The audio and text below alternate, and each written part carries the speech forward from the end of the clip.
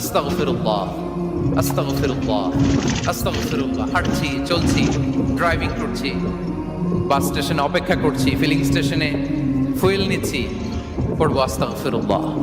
কি পড়বো? আস্তাগফিরুল্লাহ। যারা সব সময় আস্তাগফিরুল্লাহ পড়ে তাদের রিজিকের কোনো টেনশন হয় না, রিজিক নিয়ে তাদের আর কোনো চিন্তা থাকে না। আল্লাহ নবী নূহ আলাইহিস সালাম তিনি ওনার জাতিগোষ্ঠীকে বলেছিলেন, ফাকুলতু আস্তাগফিরু রাব্বাকুম ইন্নাহু কানা গাফফারা।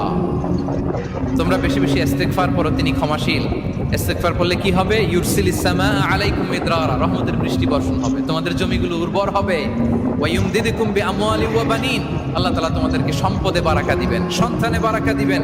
ওয়া ইয়াজআল লাকুম জান্নাতিন ওয়া ইয়াজআল লাকুম আনহারা, তোমাদের ফসল ক্ষেতগুলো সবুজ শ্যামল হয়ে ভরপুর হবে, তোমাদের রিজিকে বারাকা নেমে আসবে।